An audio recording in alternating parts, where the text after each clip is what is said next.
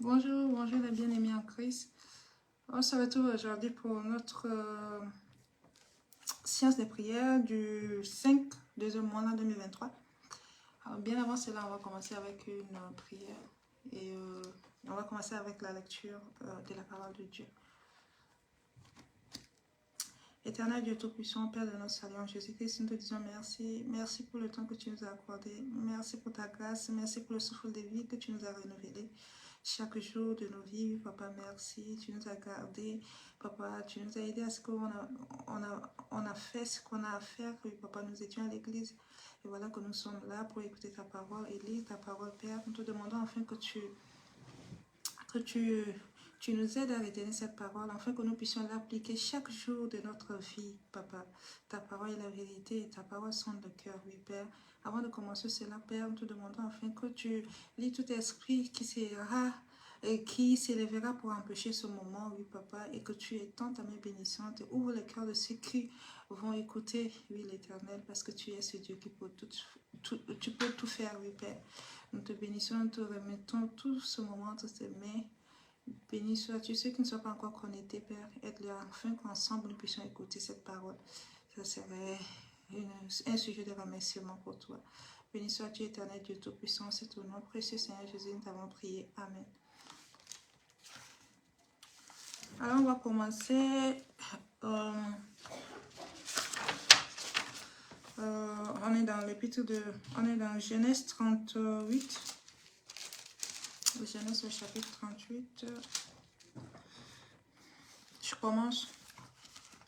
En ce temps-là, Judas s'éloigna de ses frères et se retira vers un homme d'Adulam, nommé Hira.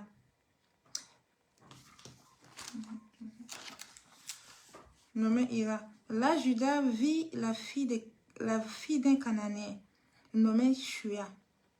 Il prit pour femme et alla vers elle. Elle devint enceinte. Elle enfanta un fils qu'elle appela Er. Elle devint encore enceinte. Elle enfanta un fils qu'on appela Onan. Elle enfanta de nouveau un fils qu'elle appela Shelah. Judas était le Sésib quand elle l'enfanta. Judas était à Sésib quand elle l'enfanta. Judas prit pour elle, son premier-né, une femme nommée Tamar. Elle, premier-né de Judas, était méchant aux yeux de l'Éternel, et l'Éternel le fit mourir. Alors Judas dit à Onan, va vers la femme de ton frère, prends-la comme beau-frère, et suscite une postérité à ton frère. Onan, sachant que cette postérité ne serait pas à lui, s'essuyant à terre lorsqu'il alla vers la femme de son frère, afin de ne pas donner la postérité à son frère.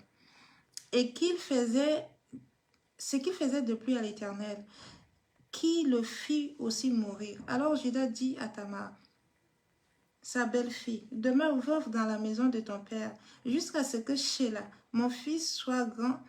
Il parlait ainsi dans la crainte que Shelah ne meure comme ses frères. Tamar s'en alla et elle habita dans la maison de son père. Les jours s'écoulèrent et la fille de Shua, femme de Judas, mourut.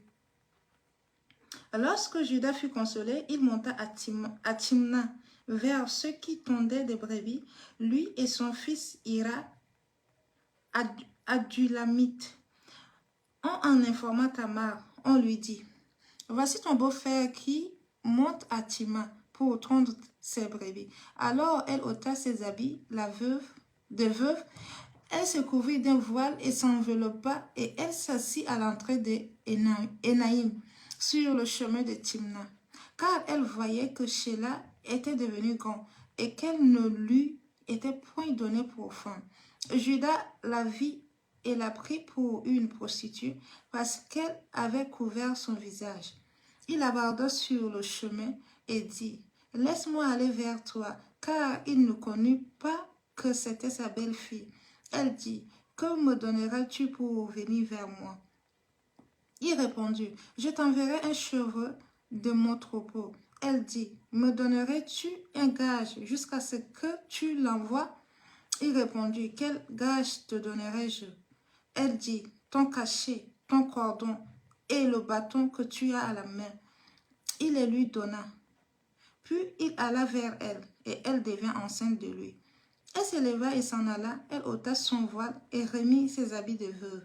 Judas envoya le chevreau par son ami Adulamite pour retirer le gage de main de la femme, mais ne la trouva point. Il s'interrogea les gens du lieu en disant, où est cette prostituée qui se tenait à Énaïm sur le chemin?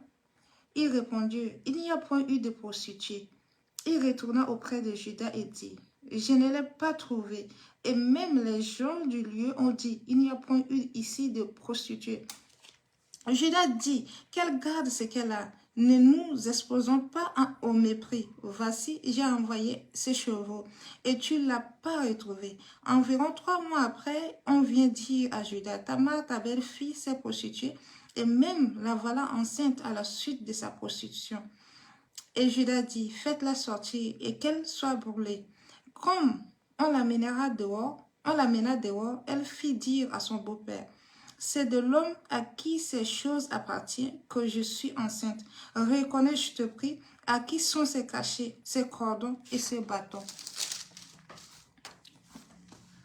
Judas les reconnut et dit, elle est moins coupable que moi, puisque je ne l'ai pas donnée à Sheila mon fils, et il ne la connut plus. Quand elle fut au moment d'accouchement, voici, il y avait 2 jumeaux dans son ventre. Et pendant l'accouchement, il eut un qui présenta la main. La sage-femme la prit et y attacha un fil cramoisi en disant, celui-ci sort le premier. Mais il retira la main de son frère, sortit. Alors la sage-femme dit, quelle brèche tu as faite? Et elle lui donna le nom de Pérée. Ensuite sortit son frère qui avait à la main le fil cramoisi et on lui fit donner le nom de Zérach. Jusqu'à là la parole de Dieu. On va dans le livre de Job, le chapitre 4. Job, le chapitre 4.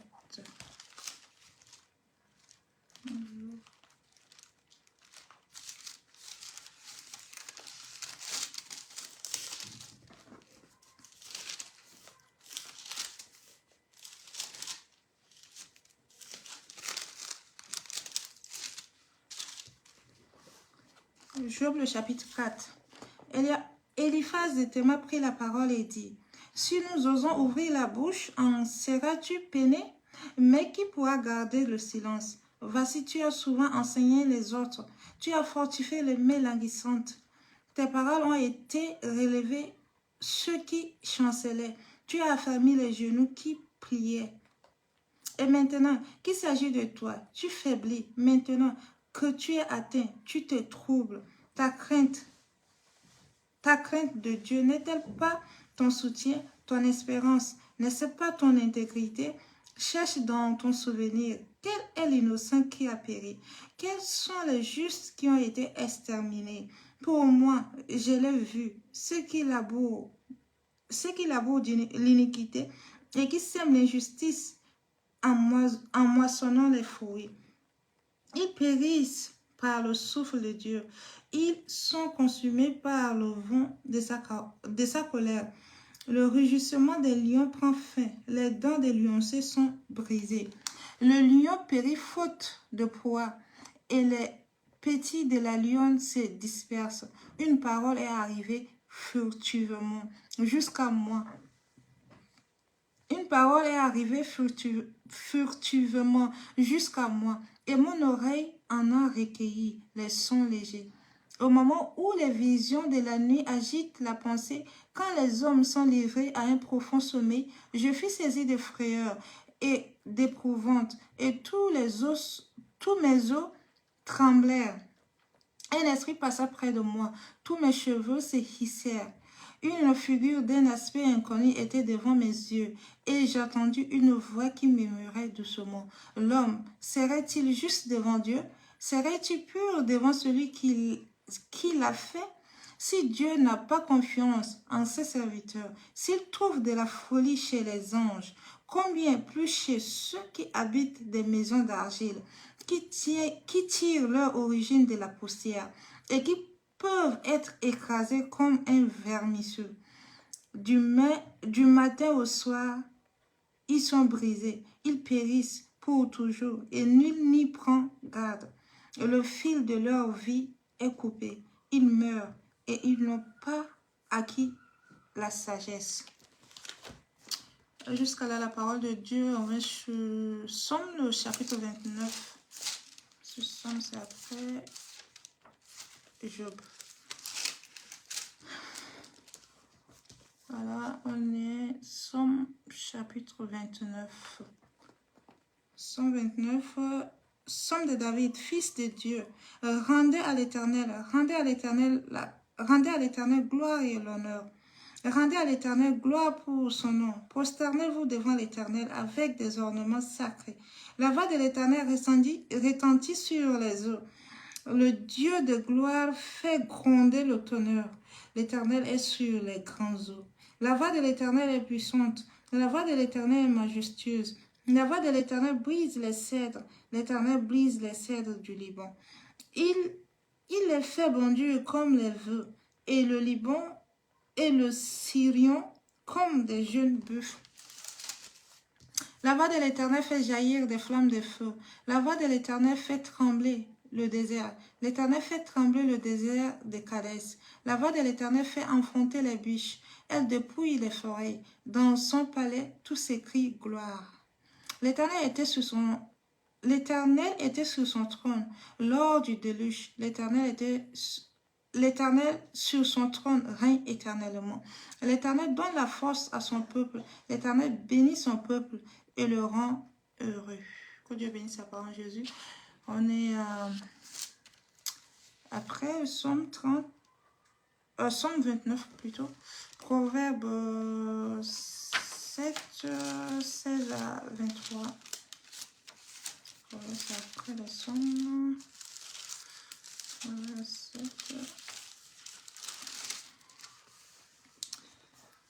Proverbe 7, 24 à 27. Et maintenant, mes fils, écoutez-moi et soyez attentifs aux paroles de ma bouche. Que ton cœur ne se détourne pas vers les voies d'une telle femme. Ne t'égare pas dans ses sentiers, car elle a fait tomber beaucoup de victimes. Et ils sont nombreux, tous ceux qu'elle a tués. Sa maison, c'est le chemin de séjour des morts. Il descend vers les demeures de la mort. Jusqu'à là, la parole de Dieu. On a fini pour la journée d'aujourd'hui. Et bien avant cela, on va prier. On va faire une prière de clôture avant qu'on se sépare. Pour ceux qui sont connectés aujourd'hui. Prions. Éternel Dieu Tout-Puissant, te disons merci. Merci pour ta grâce. Merci pour ce temps que tu nous as accordé, Papa. Merci pour ce temps. Oui, Seigneur Jésus, tu nous as parlé. Et Papa, nous avons écouté, Papa. Ce n'est pas parce qu'on doit écouter, mais on devra aussi appliquer. Parce que l'Éternel, ta parole est vie. L'Éternel, tu as dit dans ta parole que cette parole ne s'éloigne pas de nos bouches, que nous le méditons nuit et jour, afin que nous puissions agir fidèlement selon ce qu'il est écrit. Et l'Éternel, merci pour ces privilèges que tu nous as accordés. Merci pour ta parole. Et merci parce que tu nous as rachetés par ton sang versé sur la croix de Golgotha. Merci pour ta mort et merci parce que tu es venu jusqu'à nous pour nous donner ce beau cadeau qui est la vie éternelle. Nous te bénissons pour ces privilèges. Et Papa, nous bénissons aussi, Père l'Éternel, ceux qui ne se sont pas connectés, afin qu'ils écoutent et qu'ils soient bénis comme nous. Et nous prions aussi pour ceux qui sont... Oui, l'Éternel, qui sont égarés dans ce monde et qui ne connaissent pas cette vérité. Nous prions afin qu'eux aussi, un jour à l'autre, ils reçoivent aussi cette parole de gloire, afin que leur cœur soit dans la joie, comme nous le soyons tous les jours devant ta parole. Merci pour ce que tu es et merci pour ce que tu feras. Bénis nos journées et bénis la semaine qui va commencer. C'est ton nom précieux, Seigneur Jésus, nous t'avons prié. Amen. Alors, je souhaite bonne soirée à tout le monde et bonne semaine.